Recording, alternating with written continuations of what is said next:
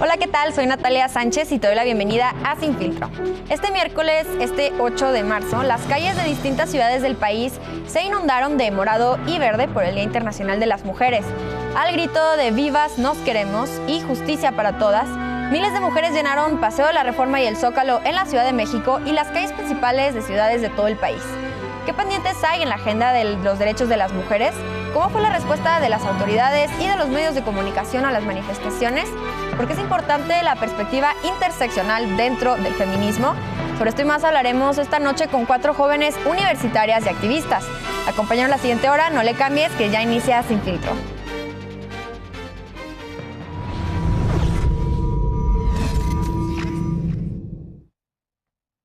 Las marchas por el 8 de marzo y las agendas dentro del movimiento feminista son los temas de esta noche y me da mucho gusto recibir en la mesa a Mara González. Ella es egresada de diseño interactivo por la Ibero y co-creadora de la cuenta activista antigordofobia Morrita Gordita. ¿Cómo estás? Muy bien, muy emocionada de estar aquí. Muchas gracias por la invitación. Bienvenida. También está Edin Ender González, estudiante de Relaciones Internacionales en la UNAM y activista en LGBT Rights México. ¿Cómo estás? Muy bien, muchas gracias por invitarme.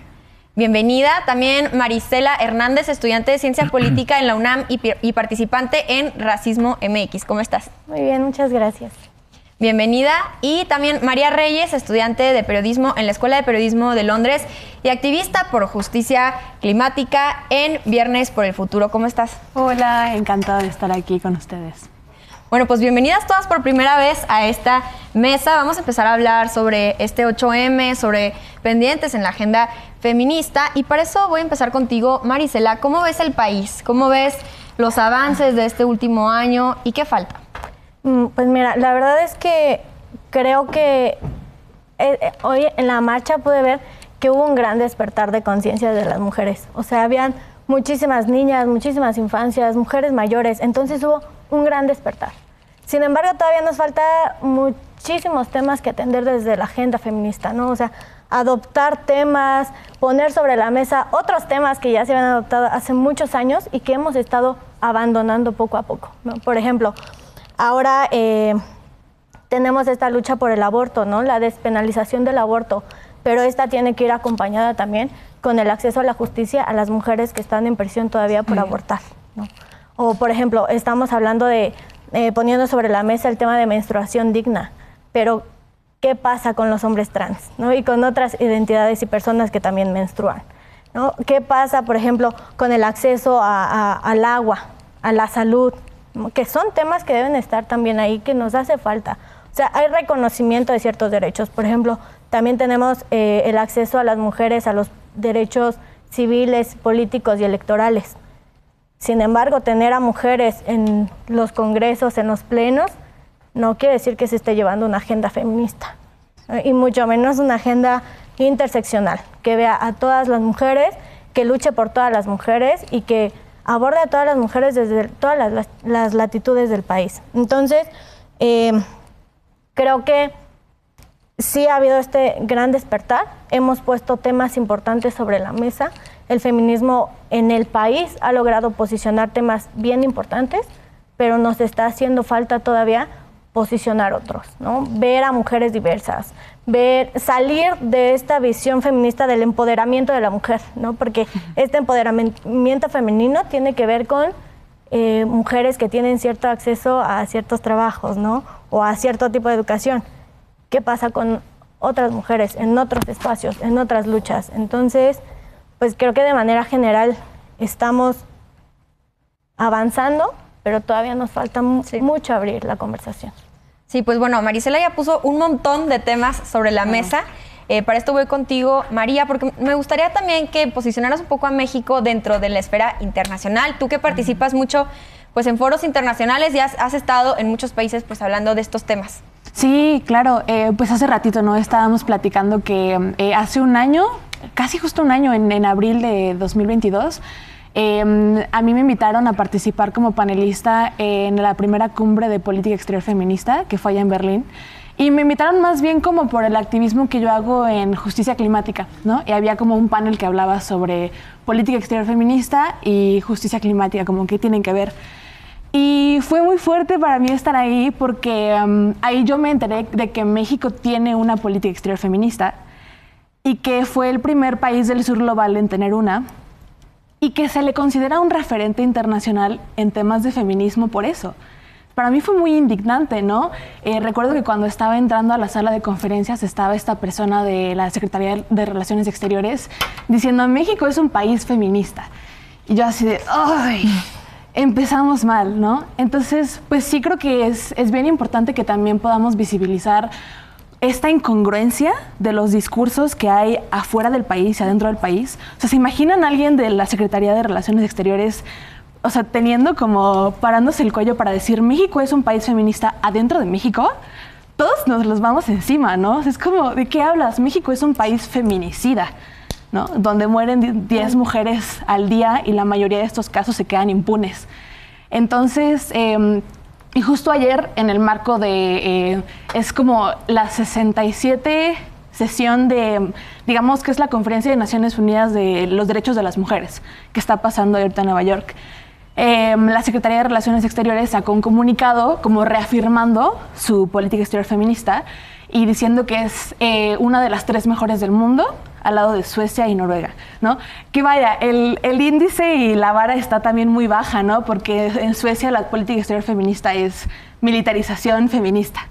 Entonces, pues sí, yo creo que nos hace falta también denunciar estas cosas y darnos cuenta de cómo están pintando al país hacia afuera. Sí, definitivamente. Edin, quisiera hablar también un poco sobre la representación, porque si bien estamos logrando cada vez más representación de mujeres en puestos políticos, puestos públicos, también hemos visto cierta participación, ahora cada vez más de mujeres trans específicamente. Tenemos 2 diputadas trans. Quería preguntarte si esto se ve reflejado en un avance para la agenda trans. ¿Qué son los pendientes, cuáles son los pendientes que han quedado? Pues realmente yo creo que sí se ha visto un avance en los últimos años. La cuestión ha sido más bien las acciones que han tomado desde esta pues posición de poder, ¿no?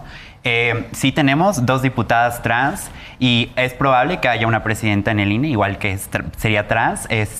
Sin embargo, yo creo que todavía falta mucho por recorrer. Apenas 19 estados reconocen las identidades trans y, por ejemplo, el mes pasado la diputada América Rangel de aquí de la Ciudad de México y Mónica Rodríguez de la Vecchia en la Ciudad de Puebla, pues tuvieron discursos pues transfóbicos al presentar propuestas, ¿no?, de ley que hasta cierto punto representan como una contradicción constitucional, porque dicha propuesta de ley es completamente igualita a la que justamente criminaliza las terapias de conversión.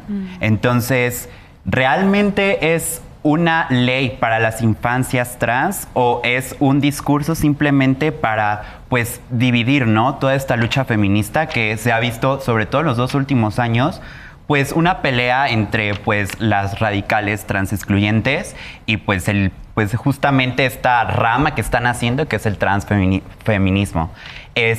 Falta mucho todavía por recorrer, pero sin embargo yo creo que se ha avanzado bastante y también ya hay reconocimiento de identidades no binarias, entonces yo creo que es poco a poco, pero sí falta todavía bastante. Sí, definitivamente. ¿Cómo lo ves tú, Mara? ¿Qué otros pendientes hay en México y, si quieres, en el mundo en la agenda de los derechos de las mujeres? Pues yo creo que justo rescatar esta parte de la interseccionalidad, que es algo que, bueno, yo en esta marcha como que vi un poco más, que era como un tema más abierto, como más contingentes específicos o que se estaban tratando más, porque es un tema muy importante, porque está esto de que, bueno, el género no es la única opresión, porque se están tomando en cuenta, no se está tomando en cuenta más bien que hay racismo, que hay clasismo, que hay transfobia, que hay gordofobia. Entonces, no se está tomando en cuenta muchas veces eso dentro del feminismo y luego sale mucho esto de que no caben porque hay que separar las luchas. Pero claro, o sea, si tú dices que tienes que separar las luchas es porque a ti no te está afectando ese problema. Y entonces es una cuestión muy fuerte de evaluar tus privilegios, porque tú dentro de esos discursos estás oprimiendo a más personas y a más mujeres. Y ninguna mujer puede ser libre hasta que todas seamos libres. O sea, todas las mujeres racializadas, las mujeres bajo este odio pues gordofóbico, transfóbico, o sea, es muy complicado, pero es muy importante, más que nada, traer esto encima, los temas de la interseccionalidad y poner en cuestión nuestros privilegios, en dónde estamos y el feminismo, o sea, cuestionar el feminismo, construir y deconstruirnos y deconstruir y deconstruirnos todo el tiempo. Entonces, el tema interseccional es como algo muy importante que hay que traer a la mesa y que se tiene que cuestionar, sobre todo. Sí, y definitivamente de tan importante que es este tema que vamos a dedicar todo un bloque más adelante en el programa y que esta mesa se lo va a tomar muy en serio. Pero antes de eso me gustaría, Marisela, que agregaras qué otros pendientes ves en la agenda en México antes de pasar a hablar sobre las manifestaciones de este 8 de marzo. Ok, la verdad es que México es un país tan diverso y tan grande que sus problemas también lo son, ¿no? Entonces todavía nos hace falta poner sobre la mesa que creo que cambiar también la narrativa, ¿no? Cambiar el discurso de los feminismos que traemos ahora en México, porque justamente necesitamos integrar a la mayor cantidad de mujeres posibles, ¿no? O sea, y que todas las mujeres tengan un espacio seguro dentro del feminismo, porque es muy... O sea, es difícil escuchar tantos discursos de odio dentro del mismo feminismo, en donde ya mujeres racializadas, mujeres trans, mujeres trabajadoras sexuales, no tengamos un espacio seguro ahí, ¿no? Cuando al final de cuentas es eso, el feminismo debería ser un espacio seguro para todas nosotras, ¿no? Otro de los temas también importantes es justamente tratar a las mujeres que protegen la tierra y el territorio. O sea, muchas veces nos olvidamos, ¿no? Que existen y que están por ahí, ¿no? Que hay otro tipo de expresiones de lucha, ¿no? Entonces creo que en México nos hace falta todavía en la agenda posicionar muchísimos temas, sobre todo todos estos que tienen que ver con el cuestionamiento al capital, ¿no? O sea, ¿cómo cuestionamos el capital? ¿Cómo cuestionamos a las empresas? ¿Cómo cuestionamos? O sea, mucho más allá de decir, bueno, ahora las empresas contratan más mujeres. Sí, pero ¿qué tipo de mujeres? ¿Cómo son las contrataciones, ¿no? Nos hace falta también abrir el tema del despido por embarazo, ¿no? O la maternidad elegida. O todavía nos hace falta abrir el tema de infancias, o sea, de niñas, ¿no? Que ciertamente hay una violencia sistémica en el país en contra de las niñas. Y hay discursos de decir, ay, pues infancias trans no, pero ¿cuándo las cuidamos de esas violencias, ¿no? Entonces, todavía hay un montón de temas que hay que abrir, pero yo pondría sobre la mesa esos tres que a mí me parecen fundamentales para construir un feminismo seguro para todas. Sí, claro, esto del como pinkwashing, de decir, sí, cada vez tenemos más empleadas mujeres, ok, sí, pero ¿en qué puesto, no? Claro. Y también, como bien dices, pues, ¿qué mujeres? Son mujeres blancas, mujeres racializadas. Por eso voy contigo, María, que también estás muy metida en este tema. ¿Qué te gustaría agregar? Pues es que justamente esto que estaba diciendo Marisela, ¿no? O sea, tener mujeres en posiciones de poder no es necesariamente feminismo si utilizan ese poder para oprimir a más mujeres. Sí. Entonces, no, es por ejemplo mi tema ahí con las policías en la marcha, ¿no? Cuando yo las vi es así como de, no, me pesa mucho, no dudo que viven violencias institucionales muy pesadas, muy cañonas, pero quítense el uniforme, ¿no? Y luchen con nosotras. Y entiendo que es difícil, ¿no? O sea, tenemos una crisis de escasez de empleos en el país y si eso les da de comer, pero pues qué feo que tengas que oprimir al pueblo para poder comer, ¿no? Sí. Entonces sí, todo este tema y para mí es muy importante cómo, pues lo resumo en esta frase que le he escuchado a la activista Mitzi Violeta, es una defensora de la tierra de Mixteca. Sí. Ella dice que la lucha por la madre tierra es la madre de todas las luchas, ¿no? Sí. Y por eso también es que yo me enuncio desde una postura ecofeminista, porque históricamente las mujeres y la tierra hemos sido oprimidas igualmente y al mismo tiempo. Sí. Entonces, creo que también, incluso en la esfera internacional, ¿no? Hacer énfasis en cómo las incongruencias de los discursos del gobierno, tanto en el feminismo como en cambio climático, Claro. es lo mismo, repiten la fórmula. Sí. Y visibilizar estas intersecciones me parece muy importante. Sí, ahorita en el segundo bloque vamos también a hablar sobre cada una de las luchas que tienen particulares dentro del feminismo, que es por eso que hicimos esta mesa así, de manera que podamos escuchar diferentes voces, pero vamos a hacer una pausa. Volvemos para seguir hablando sobre las marchas del 8 de marzo. No te vayas, esto es Sin Filtro.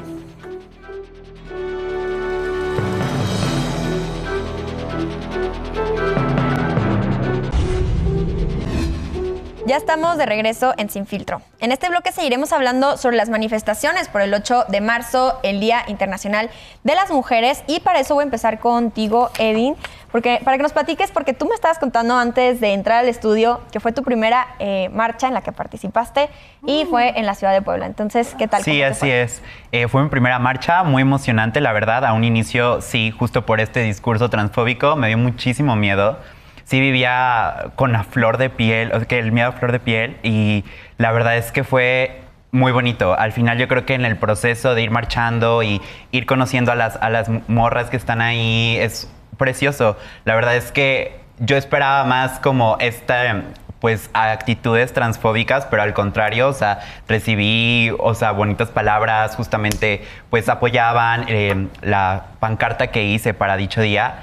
Y fue muy emotivo. Sin embargo, sí es preocupante todavía cómo nos siguen, pues, o sea, encarcelando simplemente por nuestro derecho a manifestarnos, ¿no? Por algo que, pues, deberíamos de tener ahí, un derecho que, pues, debemos de tener. Entonces, justamente al final de la marcha de Puebla, arrestaron a 2 chavas del bloque radical, Dafne y Karina. Se armó un hashtag en redes sociales para que las liberaran. Ya hasta la noche del mismo 8M fue que se liberaron, afortunadamente, pero fue muy emotivo. Al final nos juntamos en frente de un edificio muy conmemorativo ahí en la ciudad y a gritos, con todas las pancartas, pegando hasta como mucha gente se enoja, ¿no? De este daño a la propiedad, pero la iconoclasia es necesaria. Si el Estado ya no nos representa, si el Estado ya no nos protege, entonces hay que romperlo todo hasta que nos hagamos escuchar. Sí, y también ya estábamos hablando, Mara, en el bloque anterior empezaste a hablar esto sobre los contingentes que se hicieron más visibles, ciertas como aristas dentro del movimiento feminista, y de hecho hay que decir que aquí en la Ciudad de México fue el primer contingente, bueno, varios contingentes de hecho, contra específicamente la violencia gordofóbica, y para eso me gustaría que nos hablaras un poco sobre esto. ¿Qué es esta lucha que está empezando a abrirse espacio en el 8M, pero pues también en las redes sociales van muy fuertes? Sí, es muy amplio. Bueno, antes que nada, bueno, muchas personas van a ser la primera vez que van a escuchar de esto, entonces es importante como estar abiertos a la escucha y a la incomodidad, porque son temas que incomodan bastante, porque es cuestionar una creencia de las corporalidades y de las dietas que tenemos desde que nacimos, que nos tienen nuestros familiares, abuelas, madres, amistades, todo. O sea, es cuestionar impresionantemente y va a incomodar mucho. Pero bueno, básicamente la gordofobia es esta discriminación que se tiene a las personas gordas por el simple hecho de ser gordas, por el simple hecho de existir gordas. Entonces, que es diferente de la violencia estética, que la violencia estética pues es esta presión social por vernos de cierta forma, ¿no? De caer en un estándar hegemónico, pues ya sabes, pues en este estándar hegemónico, blanco, rubio, ojos azules claros, depiladas, todo. Y es diferente porque todas las personas sufrimos, especialmente las mujeres, pero todas las personas sufrimos violencia estética, pero la gordofobia va como más hacia las personas gordas, porque es una opresión que está en todos lados, que pues un buen ejemplo es esta silla, ¿no? Que pues yo que por una persona delgada llega y no se tiene que preocupar, pero sí de 50 encuentra espacio. Pero una persona más grande, de corporalidad más grande, no va a entrar, no va a caber. Y la gordofobia está tan normalizada que ni siquiera piensas, tengo que poner una silla para todos los cuerpos, para todas las personas. Sino es llegar y esa persona preocuparse porque no va a entrar. Y obviamente está esto de pues, que creer que es tu culpa, cuando pues no es cierto, no es mi culpa por mi tamaño de cuerpo, es culpa de que no haya una silla para todos los espacios. Entonces, pues básicamente, resumen, eso es la gordofobia, la diferencia de la violencia estética. Es mucho más amplio, que es como también una invitación como que entren a como ver, porque es muy amplio, es muy interesante. Y justamente estuvo increíble porque este 8M fue el primer contingente que yo vi como a gran escala, a nivel escala, de mujeres gordas en la Ciudad de México y en Guadalajara. Solamente vi estas dos. Y es increíble porque es como por fin como una... Pues es como este grupo de apoyo, como que este grupo de salir y estar hartas como de la opresión, de la opresión, de estos ideales de belleza que matan, que luego se olvida que matan, que no solo es como, es ir a luchar también por las que se nos fueron en víctimas de un trastorno, en cirugías bariátricas, en bullying, en suicidios, porque o sea, la violencia estética es una violencia que mata, y la gordofobia mata, la gordofobia obstétrica, la gordofobia médica, sí. Es muy fuerte. Entonces, fue el primer contingente gordo que hubo, y de hecho, o sea, cubriste una nota, y estuvo increíble porque es la primera vez que justo yo estoy viendo esta parte de cobertura mediática, pero claramente no, esta cobertura mediática, te metes a los comentarios y bueno, hay un nivel de odio que es, o sea, que es impresionante, ¿no? Entonces, que demuestran justamente claro, el punto. Sí, claro, o sea, ¿quieres ver gordofobia? Métete a los comentarios de Facebook y ahí van a estar, o sea. Claro. Sí, y de hecho, esta discriminación es reconocida por el Consejo para Prevenir de la Discriminación de la Ciudad de México. No es algo que se inventaron acá, es una discriminación que viven todas las personas, pero obviamente, especialmente las mujeres. ¿Cómo te fue a ti, María, en esta marcha? ¿Y en qué contingente participaste? Pues yo también soy de Puebla, pero decidí no marchar ahí justo porque, bueno, tú lo sabes, ¿no? O sea, Puebla es un estado muy transfóbico y eso me pone muy incómoda.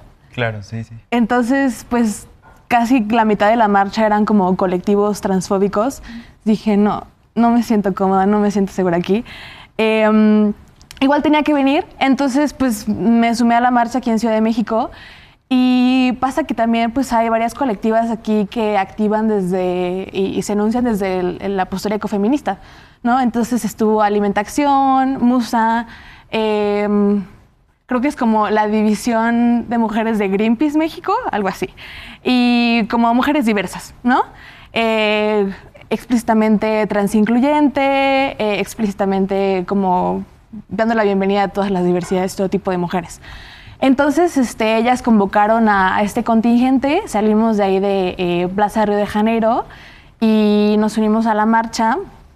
Y estuvo muy bonito, a mí me gustó mucho. Al final, en la Torre del Caballito finalizamos con una actividad como de mapear nuestros cuerpos territorios, ¿no? Como expresarnos como una planta, o un fuego, una piedra, un animal, algo así.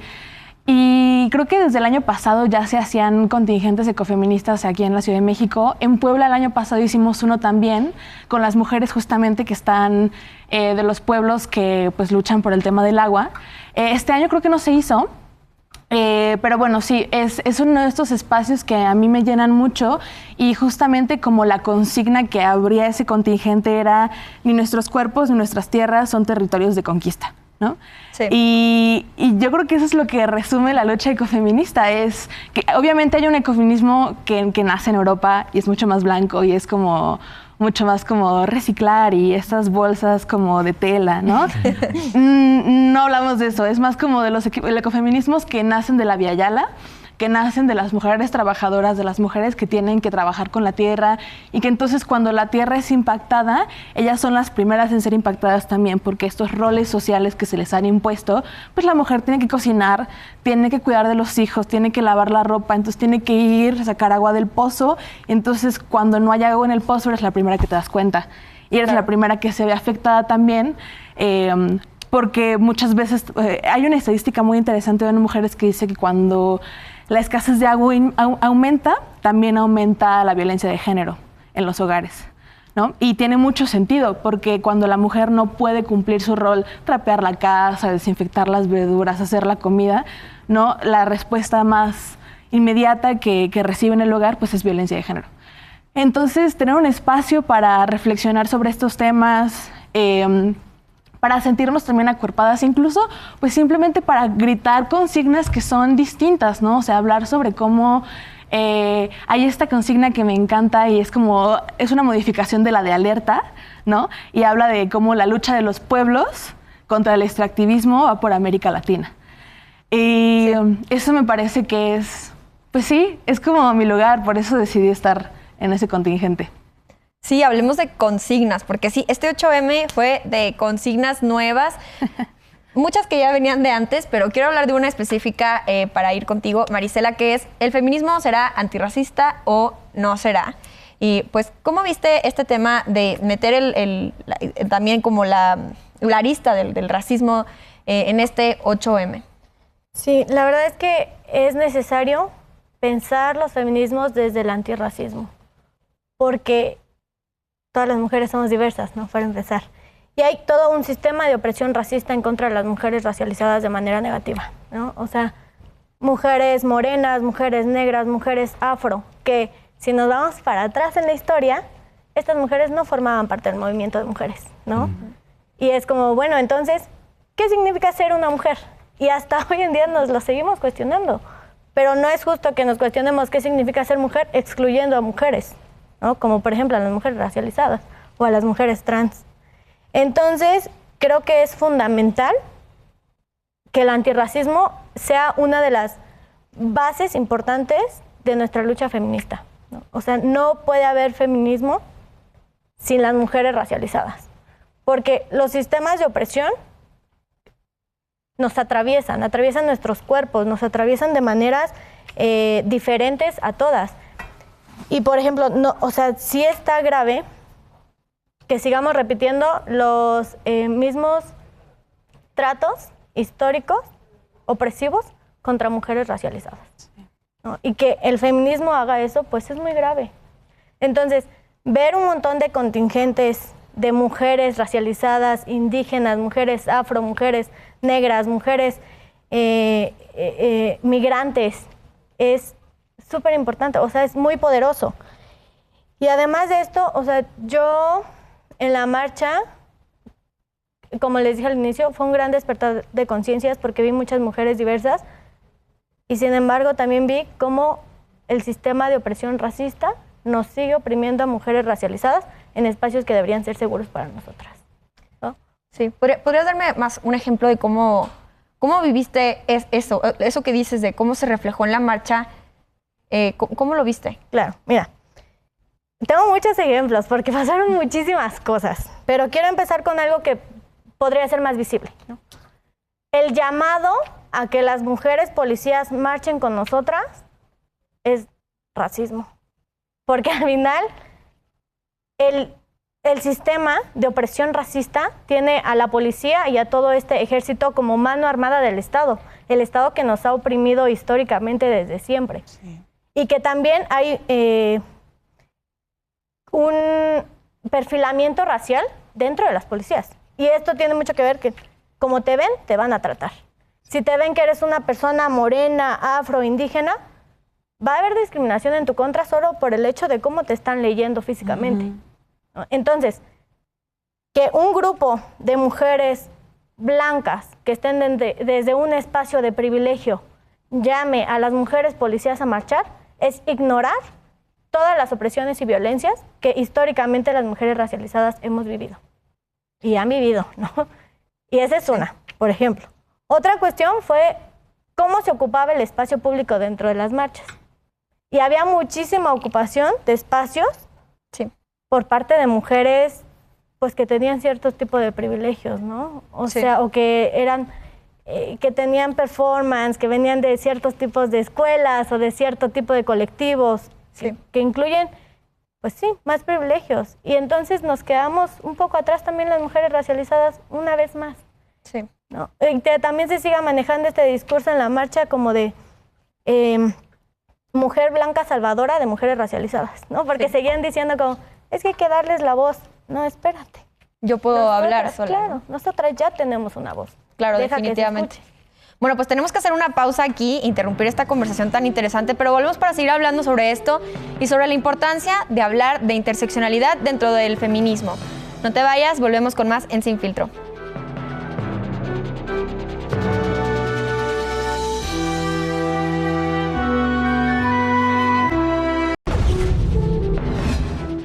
Regresamos a Sin Filtro. Estamos con Mara González, co-creadora de la cuenta activista antigordofobia Morrita Gordita, Edin Ender González, activista en LGBTQ Rights México, Marisela Hernández, participante en Racismo MX, y María Reyes, activista por justicia climática en Viernes por el Futuro.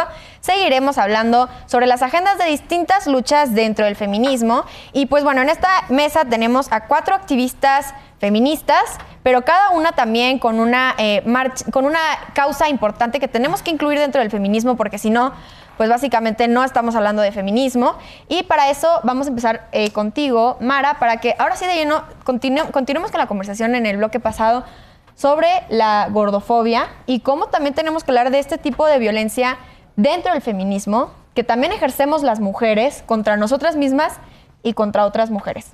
Claro, es muy importante traerlo a la agenda, porque, por ejemplo, yo hablaba con otra activista, Alexandra Andrade, en Instagram, por si la quieren buscar, que ella justamente hablaba de estas marchas que luego era muy complicado, por ejemplo, marchar al lado de mismas mujeres que oprimen y que oprimen tu lucha. Entonces, luego, o sea, mucho eso de hablar de por su parte de por qué no marcha. Ella habla mucho de este tema, pero es muy importante recalcar, o sea, ¿por qué? Porque es importante traer esto a la agenda, porque pues la gordofobia y los estándares de belleza son patriarcales, son ideas patriarcales. Porque pues para la sociedad nuestro cuerpo nunca va a ser suficiente y todo esto visto desde una mirada masculina, desde una mirada en la que nos divide en atractivas y no atractivas. Y todo lo que caracteriza la mirada atractiva y la mirada no atractiva. Y la mirada no atractiva luego es muy, muy fuerte porque justamente hablando de estos contingentes y del odio que hablábamos como la vez pasada, siempre salen estos memes, por ejemplo, de las mujeres feministas y siempre sacan memes de las mujeres feministas gordas y siempre sacan estas cosas súper fuertes y súper horribles que es como a ellas no creerles porque ¿quién te va a tocar? ¿No? O sea, son unos discursos de odio horriblemente violentos, súper normalizados y son discursos de odio que, pues los discursos de odio matan. O sea, y estos estándares y esta violencia matan. Entonces es obviamente también vienen de, o sea, toda esta gordofobia, la violencia y la cultura de la dieta viene de un sistema machista, de un sistema racista, de un sistema, o sea, colonial que obviamente también nos trae... Pues es tenernos ocupadas también en otras cosas, o sea, tenernos como oprimidas en otras cosas, en otros puntos, pensando en comida, pensando en cosas y para mantenernos, nos mantiene pequeñas, nos mantiene débiles, porque no hay ni siquiera, no comemos lo mismo que otras, o sea, que por ejemplo, que los hombres, que está esto de el estereotipo de ensalada y alguien más. Y hamburguesa. Y eso sin tomar en cuenta otros factores muy importantes como la pobreza alimentaria, o sin tomar en cuenta cosas como pues, o sea, muchos temas así. Y hay una frase que como que quería recalcar ahorita y poner en la mesa que se escuche, que aquí le tengo anotada, que es una cultura obsesionada con la delgadez femenina no está obsesionada con la belleza de las mujeres, está obsesionada con la obediencia de estas. La dieta es el sedante político más potente en la historia de las mujeres, que es de Naomi Wolf. Y es muy fuerte. ¡Ay! Es muy fuerte. Entonces, es darnos cuenta que estamos... Es darnos cuenta de la importancia que es traer esto a la mesa y de cómo es... nosotras mismas también estamos oprimiendo a otras personas, no estamos oprimiendo otros espacios y no dándoles el espacio. Entonces, es muy fuerte porque va muy dirigido a mujeres, porque la mayoría de las personas que padecen de un trastorno alimenticio son mujeres. Entonces, y justo está este estándar hegemónico que los promocionales van más dirigidos a mujeres, ¿no? Buscas en internet mujer guapa, digo, persona atractiva, te van a salir mujeres, persona en dieta, te van a salir mujeres. Claro. Entonces es como muy importante traerlo a la mesa porque es una opresión tremenda. Entonces, que nos afecta y que es violenta y que se ha llevado vidas y que mata a muchas personas. O sea, está esta estadística de eatingdisorders.org que un trastorno alimenticio mata a una persona en promedio cada 52 minutos. O sea, son cosas, y sin tomar en cuenta cirugías bariátricas, suicidios por caer bien en este estándar de belleza. O sea, sí, claro. Es muy fuerte y muy importante. Sí, y también hablar aquí de que cuando hablamos de patriarcado, de machismo, de violencia que viene de estos términos, no hablamos de violencia nada más de hombres contra mujeres.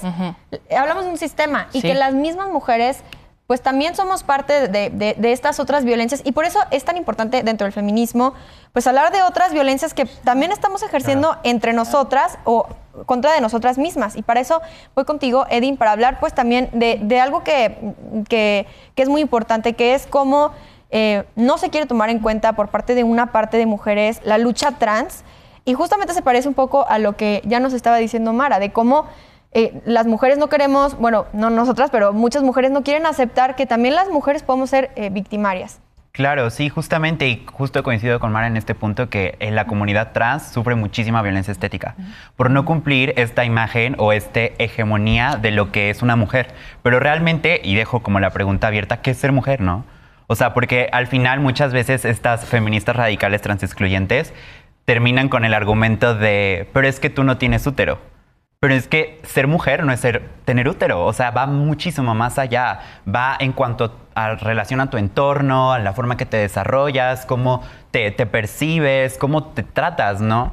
Y justamente coincido en esta parte que, pues, gran parte de la comunidad trans también es neurodivergente. Y justo es por esta cuestión, pues discriminada, ¿no?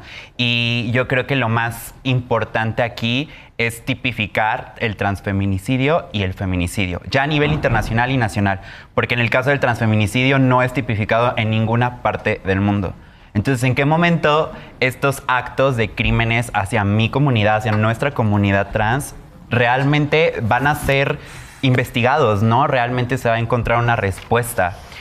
Afortunadamente en Puebla el año pasado se presentó una propuesta de ley para tipificar el feminicidio, proponiendo entre 40 y 60 años de prisión a quien lo cometa.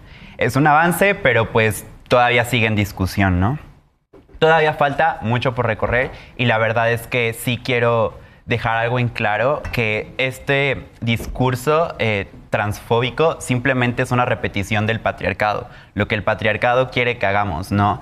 Y también esta presión, discriminación estética, presión estética, también como comentaba Mara, nos vuelve enfermas. Es lo que quiere el Estado, es lo que quiere el sistema. Estar enfermas para que no podamos luchar por lo que merecemos. Sí, no estar organizadas, estar divididas, que parece que es lo que está pasando cada vez más. Vemos un feminismo que al mismo tiempo que trata de incluir más causas, pues también hay algo que nos está dividiendo. ¿Qué piensas tú de esto, María? Sí, pues es que negarse a nombrar algo es también una forma de borrarlo, ¿no? ¿Y cómo podemos prevenir los transfeminicidios si ni siquiera los reconocemos? Si ni siquiera los feminicidios se reconocen en muchas partes del país o se niegan las cifras, creo que fue el 25 de noviembre del año pasado, en la conferencia presidencial matutina, ¿no? Preguntaban como de, oiga, ¿qué opina de que tenemos como la tasa de feminicidios más alta como en una década, ¿no? Y él así como de, no, han bajado como el 20%. Entonces, pues sí, es muy fuerte y es muy fuerte que entre nosotras nos neguemos a seguir reconociendo la existencia de las otras, porque es que eso es lo que quiere el sistema patriarcal, que nos dividamos, que no nos reconozcamos, que entre nosotras mismas nos pongamos el pie, porque entonces para ellos el trabajo ya es más fácil, ¿no? Es incluso como una de las tácticas así de hace muchísimos años en todas las manifestaciones, ¿no?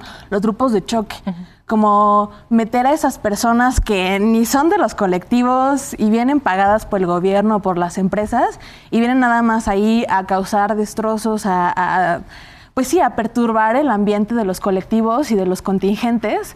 Entonces, pues ¿para qué le va a hacer falta al gobierno meter grupos de choque cuando entre nosotras mismas nos estamos poniendo el pie, ¿no? O sea, en la marcha ahorita de Ciudad de México, pues sí hubo también este caso de, me parece que unas compañeras de Afrontera fueron las que a Micaela la estaban apedreando, ¿no?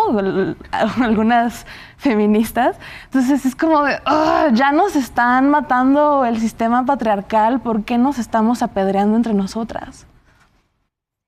Sí, y también decir que hemos sido un poco laxas con discursos de odio que están en nuestros centros públicos de toma de decisiones.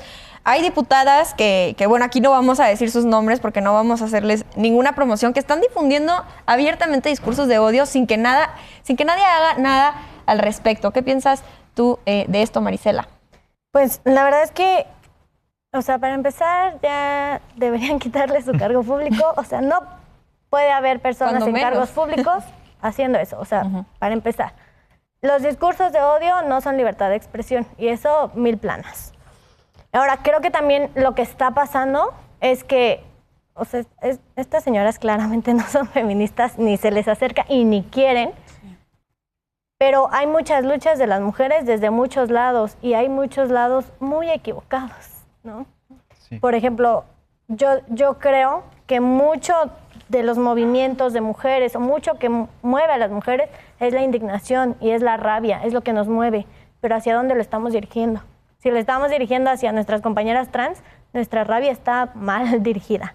Si le estamos dirigiendo hacia otras mujeres, hacia las mujeres racializadas, ¿no? Está mal dirigida. Y creo que también tiene que ver con que hay sectores de los feminismos que son muy reduccionistas. Y voy a explicar un poco por qué. Y lo he estado pensando mucho. Se reducen solamente a pensar en las opresiones y violencias que produce el patriarcado como sistema de opresión, que son como las violencias que se piensan que producen hombres contra mujeres. Sin embargo, va más allá, porque el patriarcado es un sistema de opresión que se junta con otros sistemas de opresión. ¿Y estos sistemas cuáles son? Pues el racismo, el capacitismo, el clasismo, El capitalismo. el capitalismo. O sea, todos estos sistemas se configuran para que existamos mujeres mucho más oprimidas que otras.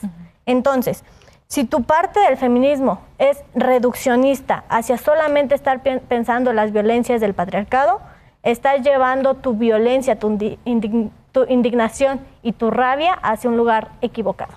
Entonces, hay que pensar el patriarcado como un sistema de opresión que se está configurando con otros sistemas de opresión que nos mantiene muchísimo más oprimidas y nos deja en un lugar de vulnerabilidad, del cual pues difícilmente se puede salir, ¿no? Y hacia mujeres racializadas, pues esto pasa muchísimo. Y que también todos estos sistemas de opresión pues son producto del colonialismo.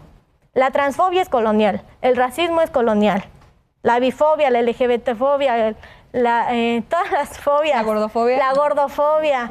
Todas estas fobias, todos estos rechazos, todas estas discriminaciones son coloniales. Y entonces hay que pensarlas todas en un conjunto, como un todo, que están creando un sistema de opresión que no solamente tiene que ver con las violencias del patriarcado. Sí. Entonces, no hay que permitir que nuestro feminismo se reduzca a solamente qué es lo que está pasando con el patriarcado y qué pasa con nosotras ahí. Porque sí es cierto que el patriarcado como sistema es político, económico, social, ¿no? Que claramente las mujeres estamos en una situación de desventaja, pero eso no quiere decir que las mujeres no estemos reproduciendo esas violencias también. Entonces hay que ver esto en su conjunto, dejar de reducir, y por eso desde los antirracismos muchas mujeres ya no se nombran feministas, muchísimas ya no son feministas. Sin embargo, habemos mujeres racializadas, feministas, que queremos construir en el feminismo un espacio seguro para nosotras, porque no es justo que mujeres blancas y privilegiadas nos sigan quitando espacios que históricamente nos han arrebatado. En nombre del feminismo. Pero bueno, vamos a hacer una pausa. Volvemos para un último bloque del programa para las conclusiones, así que no te vayas, estamos en Sin Filtro.